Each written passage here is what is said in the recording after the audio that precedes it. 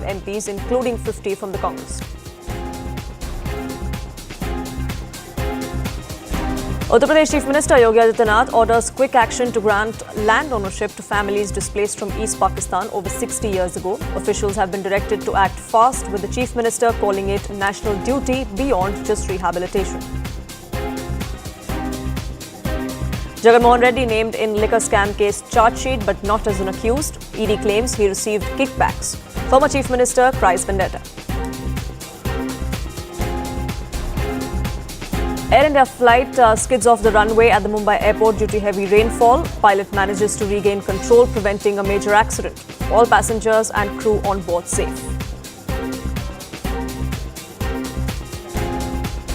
After being stranded in Kerala for nearly 5 weeks, UK is all set to fly its F-35 back, set to depart on Tuesday.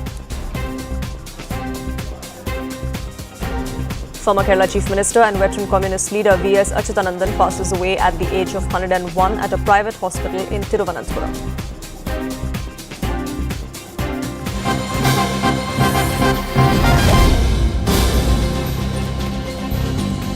Our top focus comes from Bangladesh, where a Bangladesh Air Force F-7 aircraft crashed into a college classroom. This happened near Dhaka.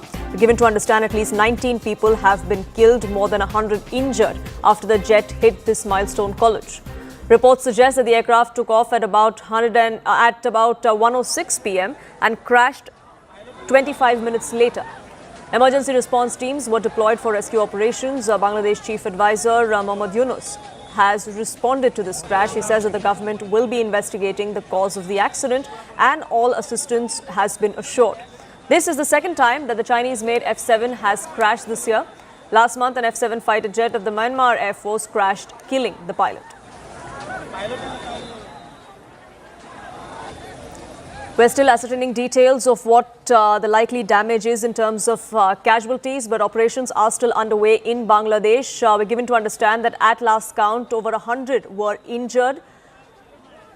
The death toll is expected to rise given that the flight crashed into a heavily populated area, in fact in the middle of a classroom in the Uttara area near Dhaka.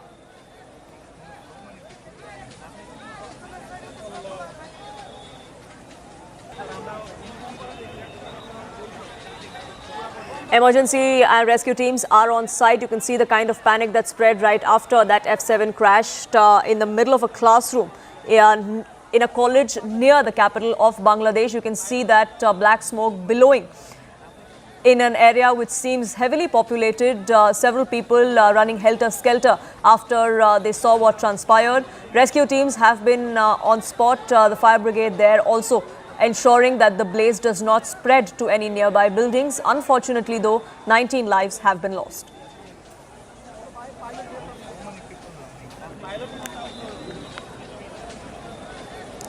Akash, my colleague, joins us, getting us more details on this. Akash, as far as this Bangladesh crash is concerned, at last count, we're given to understand 19 people were dead? Yes, at least 19 people have lost their life, and in fact, we are learning that more than 100 are injured.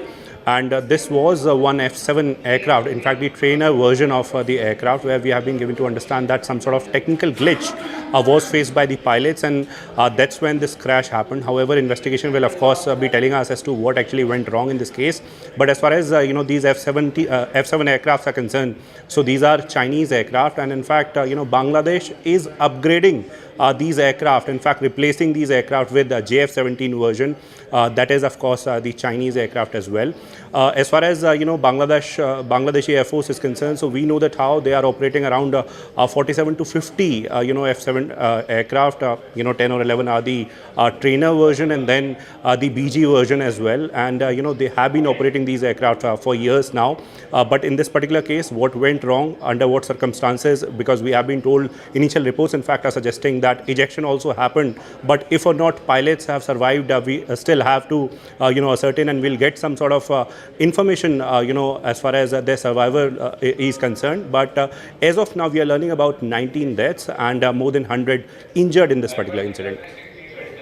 Akash, do stay on with us. Wing Commander Praful Bakshi also joining us on the broadcast. So thank you so much for speaking with us here on CNN News 18. If you could put this in perspective for us, of course, the cause of why this F-7 crashed is all going to be investigated. But from the looks of it, what do you think could be the probable cause, given that this is the second such incident in just 2 months?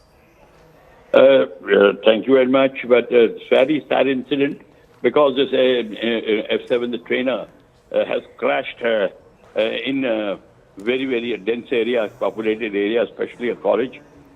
Question arises is that why a crash took place like this, where the aircraft has to crash on the city? Because once the aircraft has to be abandoned, it's the trainer aircraft, and the two pilots were there. The aircraft must have either it's a fire or it is a flame out. Whether it is fire or a flame out, there is no chance of pilot staying in the aircraft. Because MiG-21 does not do any forced landing. It can only force land on a runway if the runway is available. And very rarely it survives even a forced landing with the total dead stick landing. That's called when the engine is not available. So this reason, but that will be only investigated if once the SAPAPA, that's the FDR version of this aircraft is revealed. And what was the conversation between the pilot and the ATC? If that is the last call is understood, is given, I can tell you what could have happened. But until we get that, nothing could be known. Once the pilot have ejected, then the aircraft can fall anywhere, and the aircraft is falling in a very habited area. F-7, otherwise, as I told, as I said earlier also, it's a trainer. It's a Chinese version. Chinese have given to Pakistan F-7P, F-7M, Bangladesh, and Sri Lanka, and Bangladesh has got a considerable amount of F-7s. So has Sri Lanka and China, and it's a MiG-21 version only. As you know very well, we know very well what were the MiG-21s. This unforgiving. Once the engine is failed or it's a flame out, well, it's an unforgiving aircraft. So that's happened. Could have been a bird hit also. I mean, let's not rule that out. If it is a bird hit, a bird injection, single engine, no chance of survival. So even that also can happen. So let us wait and see if whatever the investigation comes out, because conjecturing what has happened is not correct at all. In all these aircraft, as you already know, 787 engine has gone. When the engine is gone, nothing is available for the aircraft at all. So that's what it is. So right, we'll have to, of course, wait and watch as to what more details come out. The report, the CDR details, like you were pointing out, that's something that we will have to look at to figure out what exactly transpired. But Wing Commander Bakshi, thank you so much for getting us the latest on that front. Akash, my colleague, continues to be with us. Akash, those rescue operations are still underway. We're given to understand at last count, 19 lives were lost. But given how densely populated the area was where it crashed, could the death toll rise anytime soon? Oh yes, in fact, we are waiting for a number from Bangladeshi authorities, given the fact that it has crashed nearby this college where we have this building, and in fact the visuals are suggesting that it is in fact a populated area where a large number of people are living, residing. So 19 is the initial number, Poonam, and we are anticipating that this will go up given the fact that the kind of habitation we have in the particular area. But Poonam, I want to stress on the fact that this particular aircraft, this particular jet is an aging fleet. F-7BG version, if I'm not wrong, is the recently got upgraded with the latest avionics. But since it's a trainer aircraft, so I'm assuming that it is 7BT, which is the trainer version. 11 is the count that Bangladeshi Air Force has at this point in time. If or not it was a BG version or FT version, we'll have to see. But at this point in time, we are in fact, looking for some sort of updates as far as casualties are concerned. We have been told that Bangladeshi, army and in fact the fire services have reached on the particular site and rescue operation is going on. As far as numbers are concerned, so we'll wait for some official confirmation on numbers. Poonam. Right, Akash, thank you so much for getting us the latest on that front. Shifting focus now to the political war of words that's ensuing here back home. The monsoon session of Parliament began on a stormy note today.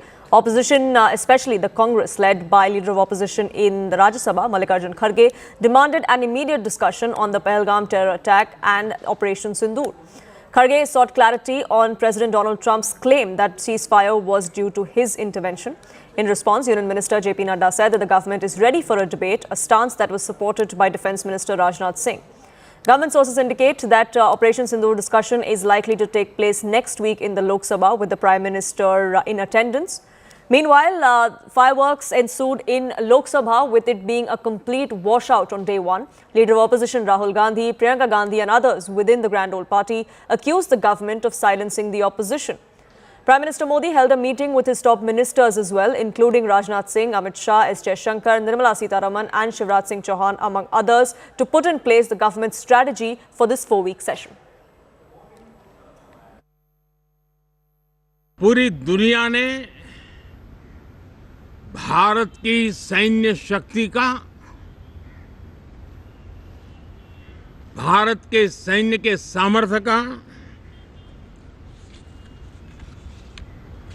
रूप देखा है। हमारे ज्यादातर दलों के प्रतिनिधि, ज्यादातर राज्यों के प्रतिनिधि विश्व भ्रमण किया, दुनिया के अनेक देशों में गए और एक स्वर से दुनिया के सामने आतंकवादियों का आका पाकिस्तान को बेनकाब करने का एक बहुत सफल अभियान चलाया। मैं इस वास्तविकता को स्वीकार करता हूं कि दल हित में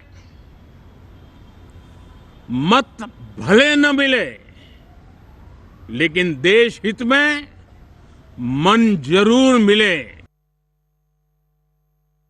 सर, पहलगाम हमला 22 अप्रैल को हुआ था। अब तक आतंकवादी पकड़े नहीं गए, मारे भी नहीं गए, लेकिन मैं चाहता हूं कि उनके तरफ से हमको मालूमात मिलना चाहिए। विषय प्रश्न नहीं है, ये पहलगाम एंड ऑपरेशन सिंदूर के बारे में आपने जो दुनिया को बताया, हमको बताया, हिंदुस्तान के लोगों को बताया, उसकी बात कर रहा हूं। देश में कहीं यह संदेश नहीं जाना चाहिए कि सरकार पहलगाम और ऑपरेशन सिंदूर पर चर्चा नहीं चाहती। हम चर्चा करेंगे, हर तरीके से करेंगे और ऑपरेशन सिंदूर के सारी पॉइंट्स को देश और दुनिया के सामने रखा जाएगा। पहलगांव बहुत महत्वपूर्ण विषय है। पहलगांव से सरकार को छिपना नहीं चाहिए। सभी विपक्ष के लोग चाहते हैं बहस हो, और जिस तरीके से विदेश नीति, पहलगांव और जो जितना घटनाक्रम है, सभी सांसद अपनी बात रखना चाहते हैं। सरकार सुने और सरकार जवाब दे। And Arunima, my colleagues join us, getting us more perspective on this. Arunima, now a date has not been set, but an assurance has come to the fore that discussion is likely to take place next week. Where do we go on from here? Are we expecting the government to give us a final date so that we don't see the kind of washout that we saw in the Lok Sabha on day one? See, the problem is not the discussion, because government even at all party made it clear to the opposition that they were willing to discuss Operation Sindoor. The problem is whether the Prime Minister will reply to the opposition's questions or not. Congress is adamant. Congress is citing precedent that when 1962 Indo-China war happened, Jawaharlal Nehru took the House into confidence. It was repeated when India-Pakistan war happened. Indira Gandhi was at the helm of affairs when Bangladesh was created. And then in Kargil, when Atal Bihari Vajpayee, a Bharatiya Janata Party Prime Minister, was in power, he also chose to take the House into confidence. He did not leave it to his defence minister. So the Congress says that if this is the convention, this is the precedent, and Operation Sindoor is a similar situation, why can't the Prime Minister tell us and answer our questions? So the matter is stuck. The impasse is here. Government says we will discuss and Raksha Mantri will respond. Congress is adamant that it should be the Prime Minister. One will have to wait and see how this impasse is broken. Perhaps if more voices like the Aam Aadmi Party, Pallavi just put out that news for us that the Aam Aadmi Party is taking a view different from Congress, not insisting on the Prime Minister's reply so much. So if the other opposition parties, members of the India bloc also prevail upon the Congress that let the discussion happen, don't insist on the Prime Minister's reply, then we could see work happening in week 2. Otherwise, one doesn't really know how this impasse will be broken. And that's something that the opposition will have to collectively think about where they want to go with this, Pallavi, because the Congress has insisted that the Prime Minister needs to be present. Like Arunima was also pointing out, like you've reported for us earlier, that the Aam Aadmi Party has already struck a discordant note. But their intention or their this hint that they've sent out to the Congress party doesn't really matter for the Congress because they see them as somebody who's outside of the India bloc. But what about others, including the RJD, who would want to talk about the Bihar SIR exercise? No, but I don't think the Congress party is going to give up on the SIR issue at all, Poonam. But I think one bit at a time, the Trinamool Congress was of course absent because the MPs are busy in Kolkata for the Martyrs' Day, and they are also an important stakeholder. They are as affected by the SIR for the Bengal elections of 2026 as in Bihar, the RJD and the Congress party are. So I think we have to wait for a while on that. But as far as questioning the government on the Pahalgam terror attack is concerned, Mamata Banerjee did raise it in Kolkata today. She asked this question to the Prime Minister, why is it that you are not breaking your silence on those claims which are being made by Donald Trump? Where are those terrorists? So clearly, the TMC, the Congress and most of the other political parties are very much on the same page, Poonam, and they are certainly going to be accosting the government and the Prime Minister on that. As of the presence of the PM, well, all of them want the Prime Minister would be present in the House, and I think he is expected to be present in an important issue like this. No clarity yet, but government sources are insisting that why do you expect the Prime Minister to respond to everything? The Congress wants the Prime Minister to respond. Not every other constituent of the India bloc, however, is insisting on that. Right, Pallavi and Arunima, do stay on with us because the political fireworks continued both inside and outside the parliament, with the leader of opposition in Lok Sabha, Rahul Gandhi, claiming that he was being silenced by the government. Listen in to those reactions and what followed. देखिए, सवाल ये है कि जो house में defence minister को बोलने देते हैं, उनके लोगों को बोलने देते हैं, मगर अगर विपक्ष का कोई कुछ कहना चाहता है तो अलाउड नहीं है। मैं लीडर ऑफ अपोजिशन हूँ, मेरा हक है, तो मुझे तो कभी बोलने ही नहीं देते हैं। तो ये एक नया अप्रोच है। इशू ये है कि कन्वेंशन कहता है कि अगर सरकार के लोग कुछ बोलें तो हमें भी स्पेस मिलनी चाहिए। हम 2 शब्द कहना चाहते थे, मगर विपक्ष को ये अलाउड नहीं। हम लोग तो सदन चलाना चाहते हैं। आज तो हम लोग लोकसभा में थे, हम लोग उस सदन को सब लोग बार बार आदरणीय स्पीकर साहब ने सबको अनुरोध किया कि भाई सब लोग जाओ, विधि की व्यवस्था में जो भी चर्चा चाहते हो हम लोग उसको चर्चा करवाने के लिए सत्ता पक्ष से सहमत है। ये राहुल गांधी जी और प्रियंका गांधी जी की निजी ड्राइंग रूम नहीं है। जब चाहे, जिसको चाहे, जिस प्रकार की भाषा से बात तो कर सकते हैं। ये भारत की संसद है, विधि व्यवस्था के तहत सभी को रहना पड़ेगा। वो भी चर्चा करे, चर्चा से खुद भाग रहे हैं क्योंकि उनको ज्यादा रुचि है पाकिस्तान की परस्त करना, ज्यादा उनकी रुचि है भारत की विपक्ष वाले ताकत को मदद करना। इसीलिए वो जवाबदेही तरीके से संसद में बोलना नहीं चाहते। बोलने दें एलओपी को, क्यों नहीं बोलने देते? अगर हर चीज़ के लिए तैयार है तो लीडर ऑफ अपोजिशन का मुंह बंद क्यों कर रहे हैं? खड़े हैं बोलने के लिए, बोलने देना चाहिए।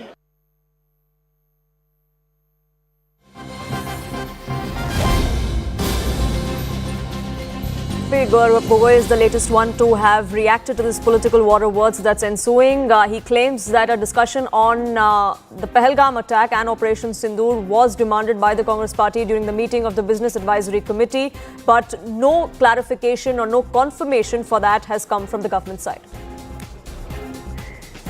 No, there was a written agenda for the BAC meeting circulated by the government, which made no reference to discussion on Pahalgam and Operation Sindoor.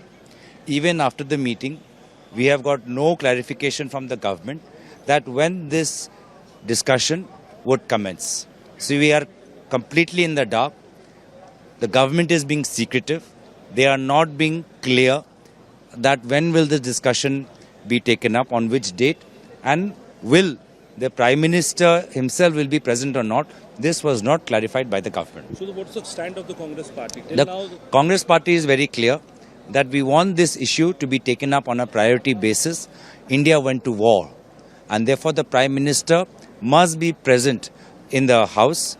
There have been a lot of remarks made on our Indian armed forces by a foreign country, by the President of the United States. The Prime Minister must speak inside the House. Pallavi joins us, getting us more details. Pallavi, in the past as well, when the Congress has demanded that an immediate discussion has to happen on any issue, the government has maintained that it cannot be held ransom to a certain timeline with an assurance that this discussion will happen. Now that Gaurav Gogoi has also come out and confirmed that there is no clarification or no date set, can we expect any business to take place in the lower house?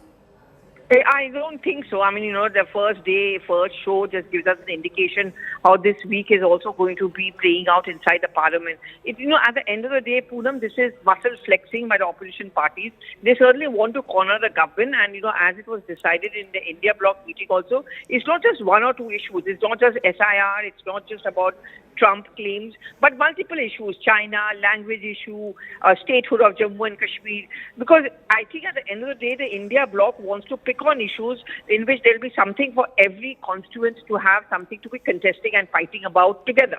For example, the Jammu and Kashmir statehood issue is something which is going to bring the National Conference also on board with the rest of the India bloc. And just to give an example, so I have my doubts if the opposition parties are going to be placated. In fact, going in by what Gaurav Gogoi said, I think there's even more indication that the opposition is miffed with the fact that why did you not discuss this in the BAC today? Why didn't you set a timeline? You've left it open.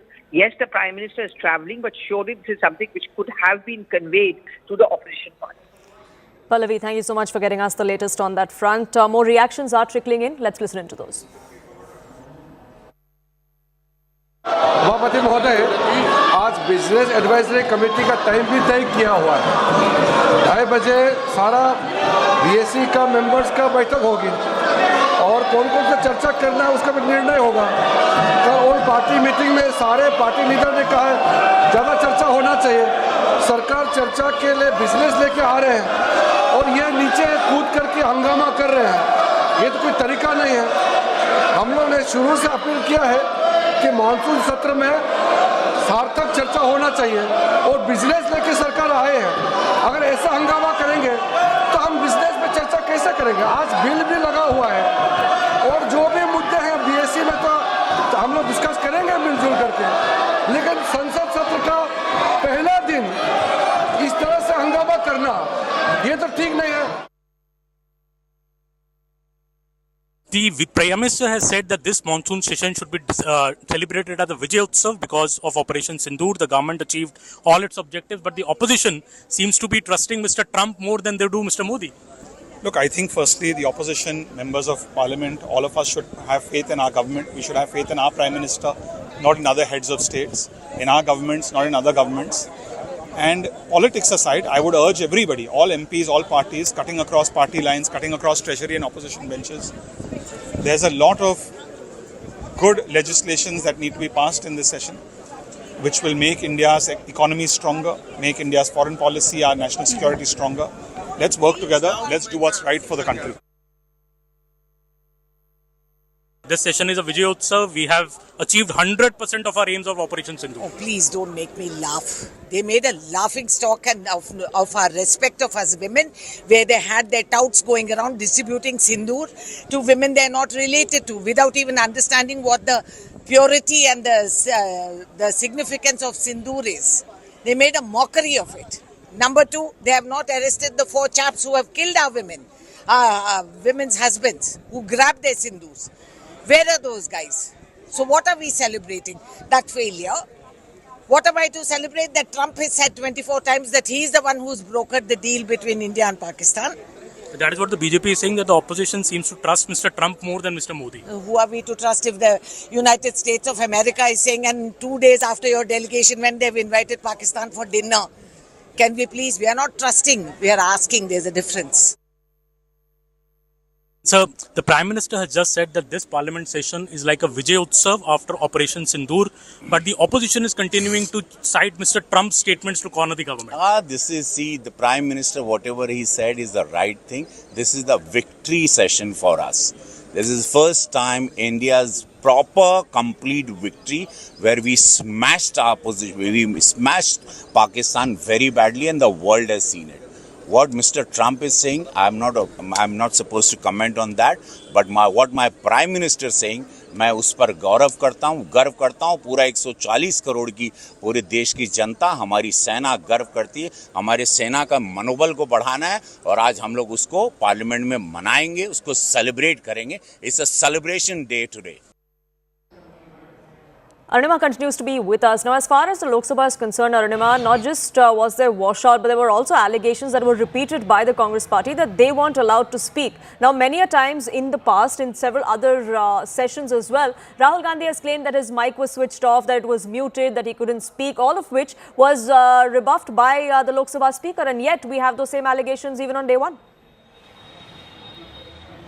Even Jagdambika Pal, who was in the chair when this incident particular happened, Jagdambika Pal was officiating in place of the speaker. Later he clarified that I did tell the leader of the opposition that you will be allowed to speak, just ensure that your party colleagues, your MPs from your party or from the opposition sides go back to their seat, because that is the procedure, that is the rule, that if the house is not in order, you cannot allow anybody to speak. If the house is in pandemonium, if the opposition MPs are in the well of the house, how will any speaker or anyone in the chair allow the leader of opposition to speak? That's what Jagdambika Pal asked. But the opposition's counter, Rahul Gandhi's counter, is that if in the same pandemonium, Raksha Mantri and Parliamentary Affairs Minister can make their point, why was Rahul Gandhi not accorded the same protocol? Because that's the convention. I think this is a battle of perception that has been going on since the time Rahul Gandhi has become the leader of opposition, and one can't really see the end of it. Right, Arunima, thank you so much for getting us the latest on that front. The political fireworks continued both inside and outside the parliament. Let's listen into some more reactions. Operation Sindoor was a success, and it was a response to the kind of terror activities emanating out of Pakistan. I was also one of those who went to various nations to be part of the Mission Sindoor. However, the question is, you can only celebrate when you have the terrorists under your control and under arrest. And also closure to those families will come when these terrorists are put to death, they are hanged to death. We haven't yet found the terrorists. So I personally believe that the true Vijay Utsav would be the day when we have the terrorists arrested and we catch those terrorists, and we also understand the lapses that happen in our intelligence.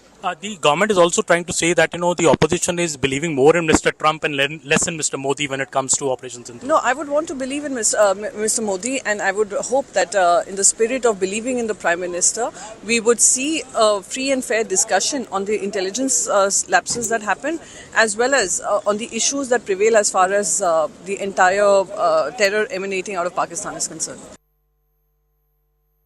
How do you see the statement that came from the Rahul Gandhi towards RSS and left?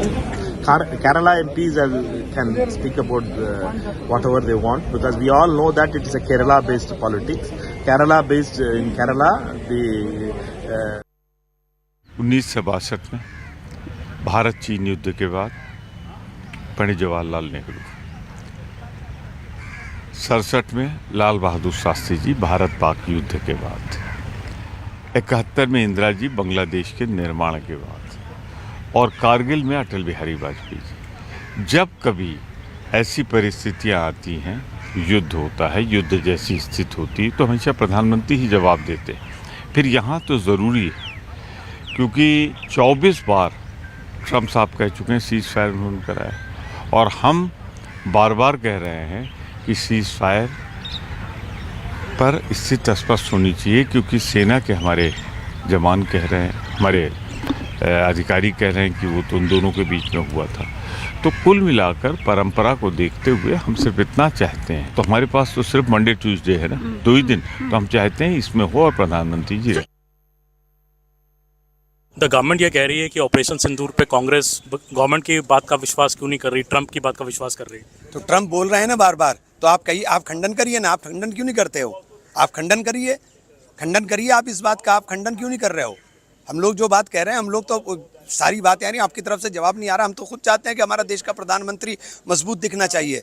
हम विश्वगुरु कहने का ना रहे, हम विश्वगुरु बनना है तो विश्वगुरु दिखना भी चाहिए। सर, गवर्नमेंट ने ये भी कहा कि इस ऑपरेशन सिंदूर पर डिस्कशन के लिए तैयार है, शायद राजनाथ सिंह जवाब दें पार्लियामेंट में।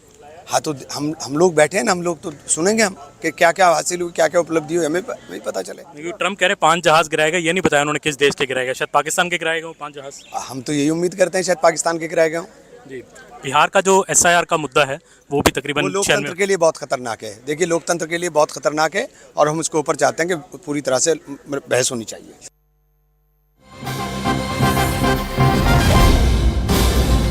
Shifting focus now to breaking news that's coming in. These are summons of the Enforcement Directorate that have now been issued to several superstars of the southern film industry that are accused of promoting illegal betting apps on social media platforms. This comes a week after a case was registered by the Enforcement Directorate against Rana Daggubati, Vijay Devarkonda, Prakash Raj, among others. Anshul, my colleague, now joins us, getting us more details. Anshul, has a date been set for these summons that the Enforcement Directorate has issued?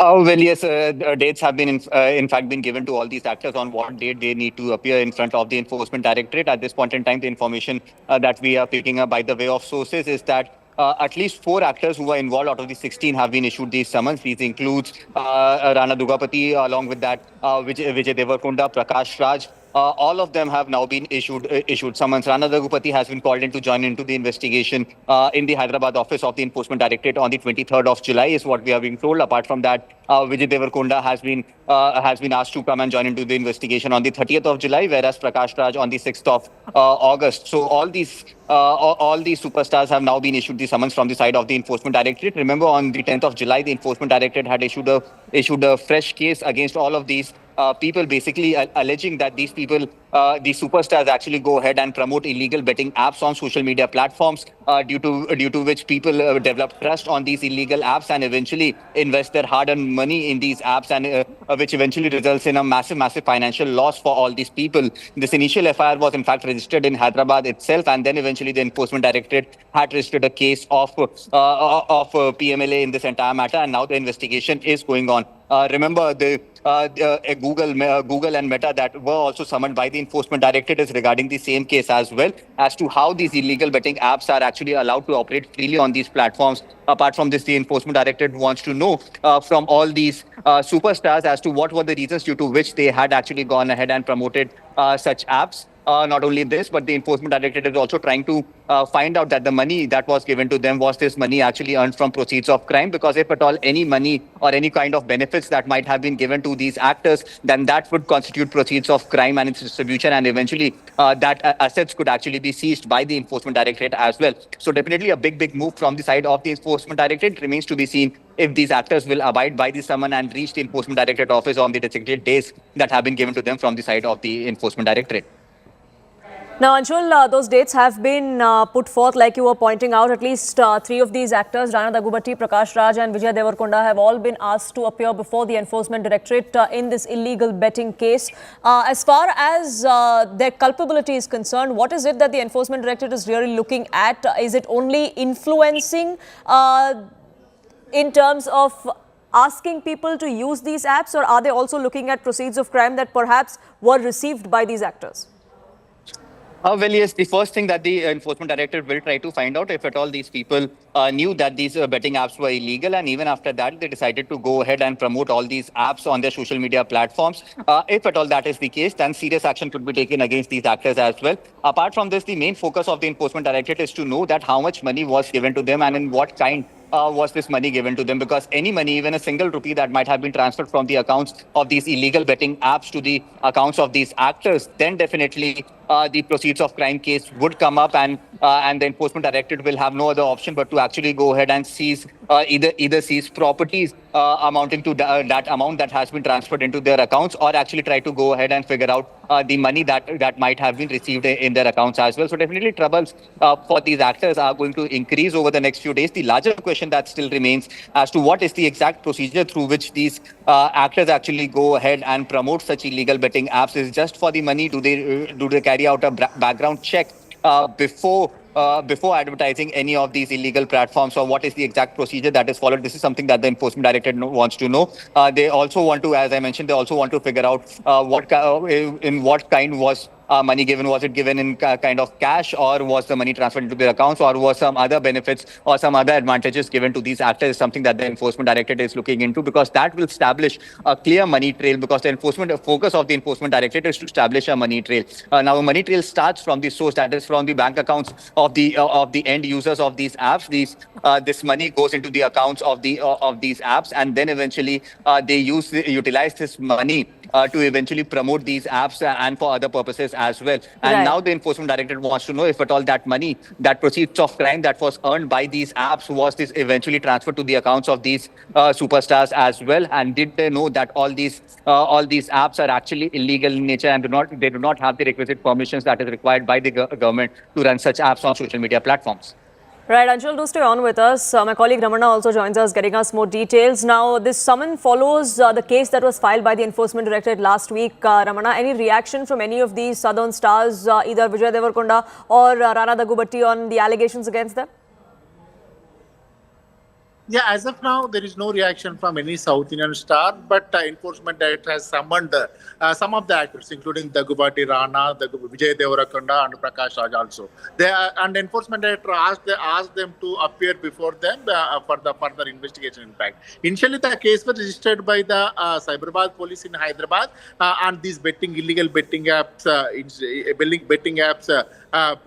betting apps incident. Later on, by seeing the entire money transaction in these particular betting apps, the Enforcement Directorate kept eye on that, and accordingly they started investigation on that. What exactly amount was laundered from one account to another, because how much amount they were taken from the betting apps in the form of account or in the form of cash, what exactly the entire issue was happened, entire money transaction has happened, that exactly Enforcement Directorate wanted to do detailed investigation on that. Accordingly, the ED was summoned these people, as you said, the 3 people, and even some other stars also, some other social media influencers, some others also likely to get the summons very soon, because even some of the social media influencers, even they don't know what money laundering is, what exactly these betting apps is, because they got some opportunity to some work, so that only they are accepted for that, and they acted or they promoted these kind of apps for the money sake itself. We can say, but even they don't know what exactly the entire transaction was. They are saying that by innocence only they did all these things. They don't know anything about these acts and all. Have to see how the ED will act on that, and already police also registered a case against this. How the police will act. These are the things yet to find out. And as of now, ED has given the detailed summons, and they asked to appear before them. How these people will react, because definitely Rana, the Vijay Devarakonda, and Prakash Raj, these are highly paid actors. How the money was laundered to them, how money was paid, is it accounted or unaccounted, is it transferred from any other account from the other countries? These all things will come under after the investigation. Accordingly, ED may likely to act on this particular this thing. As of now, have to see. Right. Anshul, so far we're given to understand that the summons that have been issued to all 3 of them, at least 2 of them, Rana Daggubatti and Vijay Devarkonda, have been asked to appear before the Enforcement Directorate in Hyderabad? So yes, since this case is registered by the Hyderabad office, zonal office of the Enforcement Directorate, and hence all these summons that have been made at this point in time, all these summons have now been given for these actors to appear before the Hyderabad office. It remains to be seen if at all these actors would actually abide by these summons and appear before the Enforcement Directorate, though it is not absolutely compulsory according to the law for them to appear on the given designated date that has been given by the Enforcement Directorate. They can actually request for some other date that is comfortable to them, that fits in their schedule, so that they could come and join into the investigation and record their statements. But definitely this is something that is very, very serious in nature, and lives of thousands of people are actually dependent upon it, as the apps that these people are promoting, these apps actually try to entrust people that these apps could be trusted for the purpose of investments, for the purpose of betting and other things, and they would get good returns in return for this. But eventually what has happened is that there has been a massive money laundering that has happened in all these apps, is what the Enforcement Directorate suspects. And since there is no legal permission that has been given to any of these apps, Hence, even a single penny that is being earned by these apps, that comes under proceeds of crime. And if at all these proceeds of crime have been transferred to the accounts of these superstar South Indian actors, then definitely serious action could be taken against them. And hence, it is very, very likely that troubles for all these actors that have been named in that FIR or the ECI that has now been registered by the Enforcement Directorate could actually increase in the coming months itself. Right, Anshul and Ramana, thank you so much for getting us the latest on that front. We'll keep a track of where this investigation goes from here on. But for now, it's time for a quick break on this edition of Nation at 5. We'll be back in just a few minutes. Don't go anywhere.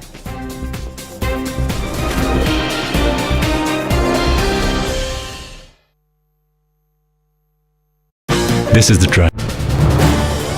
This is News 18 Network.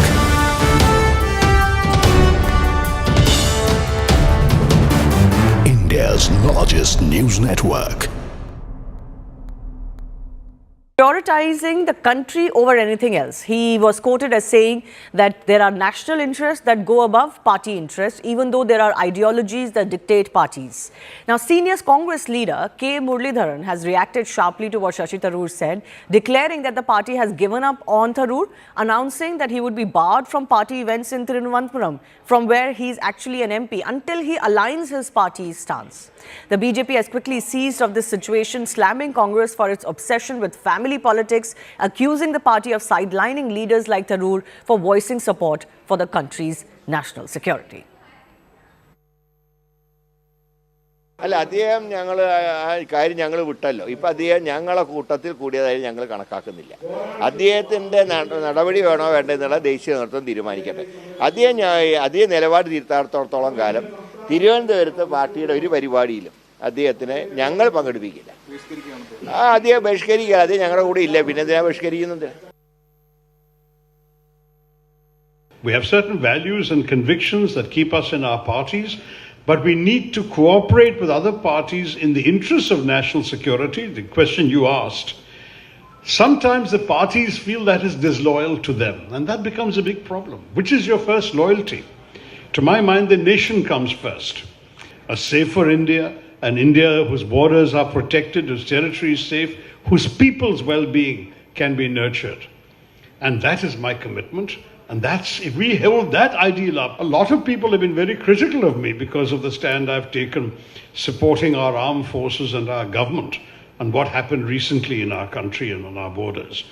But I will stand my ground because I believe this is the right thing for the country.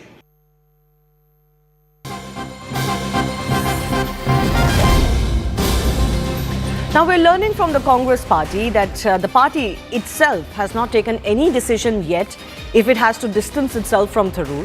They're considering Mr. Muralidharan's viewpoint as his own personal opinion, but the problem is that it has been voiced in public and he has almost made an announcement that Shashi Tharoor is no longer part of them. Pallavi Ghosh, my colleague, joining us with more on this. Pallavi, this is the internal rift, but also the internal conflict on the issue of Shashi Tharoor kind of becoming very apparent. You know, the party leadership doesn't want to be seen as taking any decision against Tharoor, but local leaders are not keeping quiet. Absolutely, and Shivani, I think it best captures the dilemma within the Congress party. They can't live with Shashi Tharoor, they can't live without Shashi Tharoor, and that is the reason why the Congress is having to think many times over before. Welcome back. Union Civil Aviation Minister Ram Mohan Naidu addressed the ongoing investigation into the Air India plane crash during a session in Rajya Sabha this afternoon. He confirmed that the Aircraft Accident Investigation Bureau had successfully decoded data from the aircraft's black box, shedding light on the incident. He also said that the AAIB follows a rigorous, rule-based and impartial process in its investigation, and this is just a preliminary report. He reassured the public that the government's primary objective is to uncover the truth. He pulled up the Western media narratives as well, pinning the blame on pilots, and confirmed that the final probe report would be released in about 3 months. The investigation process, which is according to the international protocol, the norms which were set by International Civil Aviation Organization, where the state of operation should have their investigation body, and we have our own investigation body, which is the Aircraft Accident Investigation Bureau, which got into the investigation process right after the incident. And I can say this to the House and through you to the people of this country also, that the AIB has a very definitive, thorough, rule-based process. They are very transparently looking into the process right now, and they are totally unbiased. This also I can say that the AIB is totally unbiased and looking into the facts. If you look at the preliminary reports, sir, AIB has for the first time, so whenever these incidents happen, and if the black box gets damaged, black box is the flight data recorder, which has all the necessary information which gets recorded. And whenever there is a slight damage that happens, it was always, it came to that point, sir, where we were sending the black box outside to the original equipment manufacturer and getting it decoded from that state of manufacture only. And it was for the first time that as a country, India took a stand that the black box which was achieved, even if it was damaged, that the whole decoding process is going to happen in the country, and we have successfully done it in the country also. The AIB has been successful in decoding the entire data which was available. Now there can be many questions also. I have seen multiple articles myself. I have seen multiple articles not only by the Indian media but also the Western media trying to promote their own narrative, their own viewpoint, their own kind of consideration. But I have to tell you that the way we are seeing the investigation is through the facts. Arunima joins us, getting us more details. The timeline has now been set, Arunima. 3 months is when the final report will eventually come out. Is a confirmation that has come to the fore from the Union Civil Aviation Ministry. But after the prelim report had come out, there were many more questions than answers. That's what many said. Several pilots associations also wanted pilots that had flown this particular aircraft to also be a part of this investigation. Is that something that the AAIB or the government is considering? Yes, the AIB has now roped in a subject expert, a pilot, Captain Sandhu, who's retired and who's considered to be, somebody who knows his job, a subject expert who's really respected by his peers and other industry colleagues. So he has been roped in. And Civil Aviation Minister said this today as well on the floor of the House, that the AIB is consulting subject experts following international protocol to ensure that a full-fledged transparent probe is carried out. But, till the time that report comes in, I think speculation will continue because, like you said, the preliminary report of AAIB has left more questions than given us answers. Right, 3 more months or perhaps before we find out exactly what transpired on board AI-171 that crashed in Gujarat that claimed the lives of 260 people. Arunima, for the moment, thank you so much for getting us the latest. Staying with what transpired in Parliament today, and the ball has been set in motion as far as the impeachment proceedings of Justice Verma are concerned. A total of 145 Lok Sabha members of Parliament have signed this impeachment motion against the High Court judge. A memorandum has also been submitted to the Lok Sabha Speaker Om Birla to remove the High Court judge in connection with the cash discovery row. Meanwhile, 63 opposition MPs on Monday gave a parallel notice in the Rajya Sabha as well to move a motion for the removal of Justice Verma. The notice was handed over to Rajya Sabha Chairman Jagdeep Dhankar. The move comes after the discovery of burnt cash that was found at Justice Verma's official residence in the national capital in March this year. The Parliament will now investigate these allegations. A fair hearing will be given to the judge as well. I have received notice of motion under Article 217 1B, read with Article 218 and Article 124, Sub-Article 4 of the Constitution of India, along with Section 31B of the Judges Enquiry Act 1968, to constitute a statutory committee for removal of Justice Yashwant Verma, Judge of the High Court of Judicature at Rajasthan, at Allahabad. The Secretary General will take necessary steps in this direction. I will discuss with the floor leaders as to what steps this House needs to take with respect of such kinds of transgressions.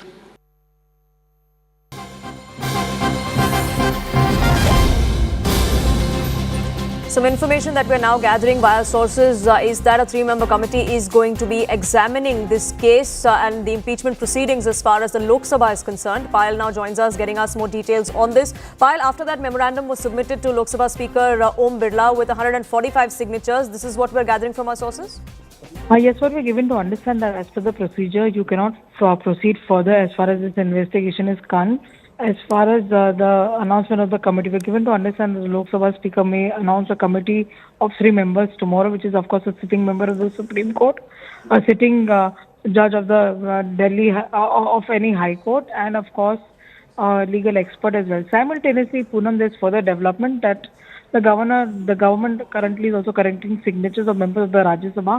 So a similar motion is also expected to come into Rajya Sabha tomorrow with members signing, demanding the removal of Justice Verma in the corruption case that he's been alleged of after the stacks of cash were discovered at his residence.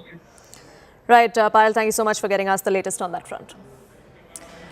On that note, slipping into a quick break on this edition of Nation at 5. Don't go anywhere, we'll be back in just a few minutes.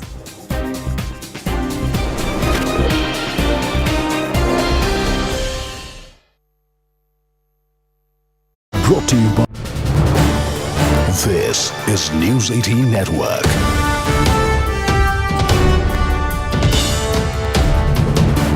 India's largest news network. Prioritizing the country over anything else. He was quoted as saying that there are national interests that go above party interests, even though there are ideologies that dictate parties.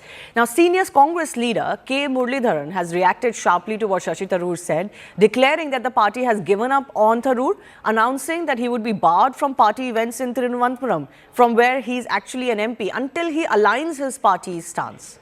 The BJP has quickly seized of this situation, slamming Congress for its obsession with family politics, accusing the party of sidelining leaders like Tharoor for voicing support for the country's national security.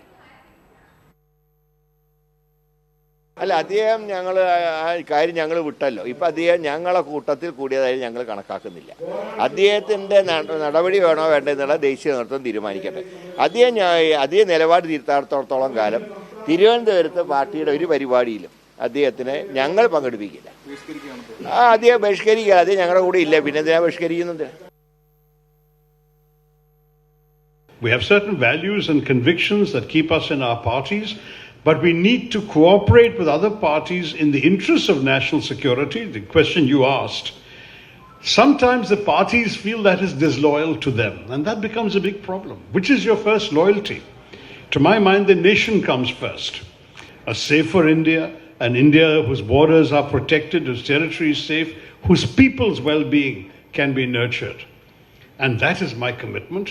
And if we hold that ideal up, a lot of people have been very critical of me because of the stand I've taken supporting our armed forces and our government and what happened recently in our country and on our borders. But I will stand my ground because I believe this is the right thing for the country.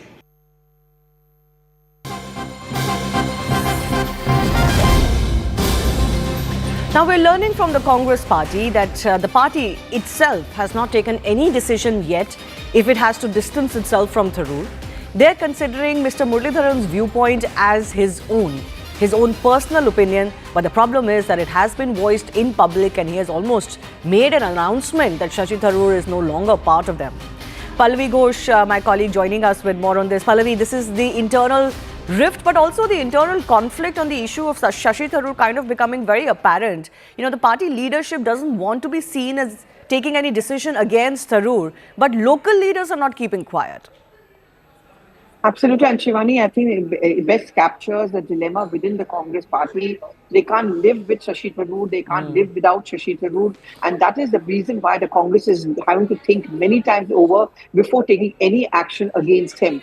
Well, what we are picking up from top Congress sources is one, Muralidharan's comments are his own. It doesn't come from any official position. There is no reason why we should be believing or accepting what he's saying.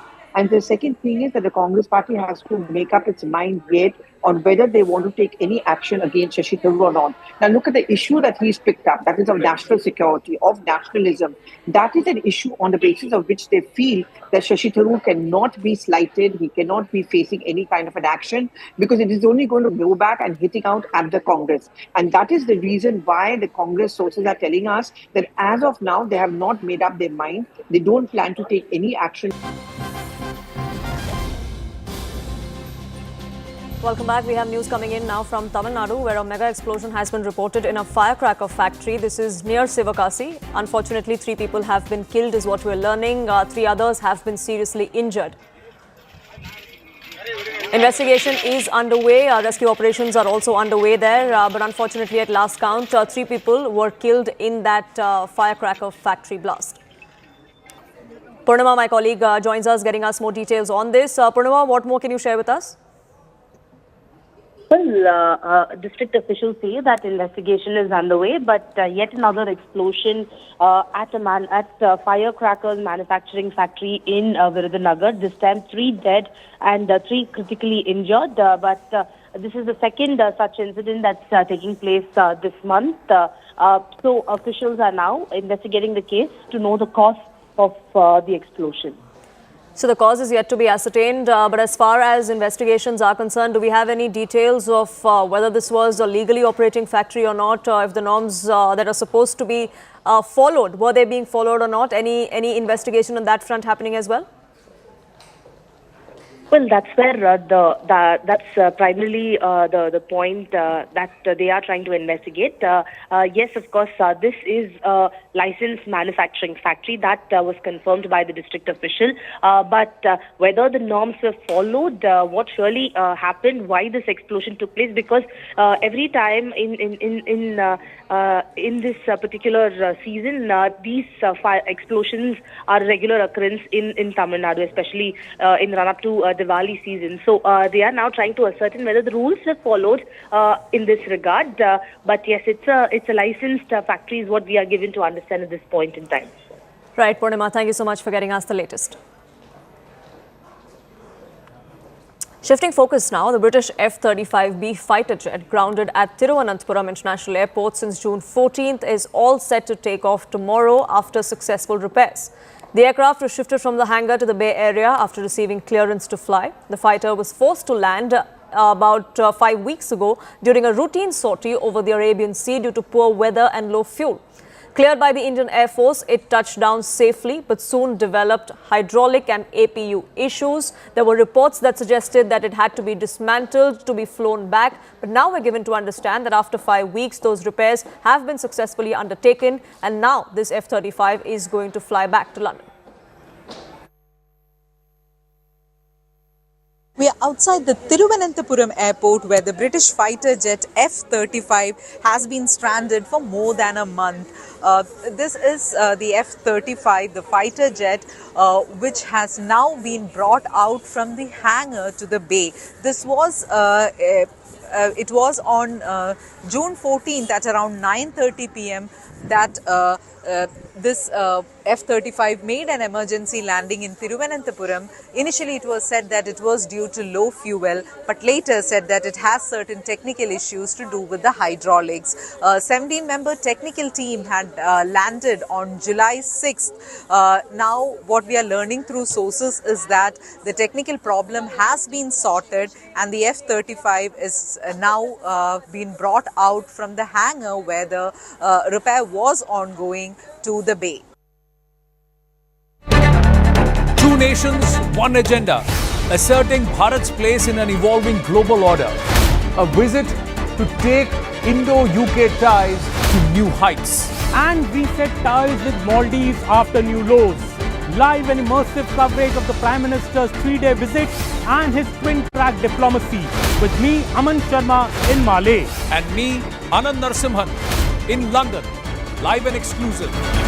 23rd to the 26th of July, only on CNN News 18.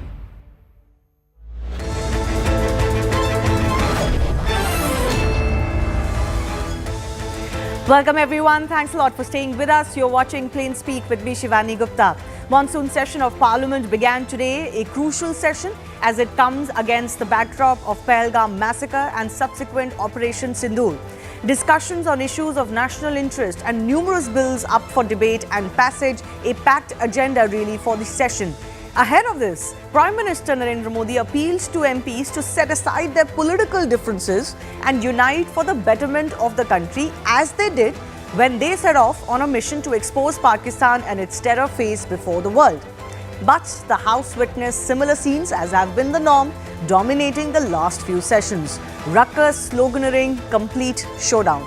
Both the houses were disrupted by opposition MPs so much that at least in Lok Sabha not much business was conducted.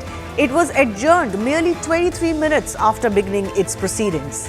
The government says it's ready for a debate provided it takes place at the designated hour and in a structured manner. Sources also indicate that Prime Minister himself will be part of the debate on Operation Sindoor, but only next week post his foreign trips.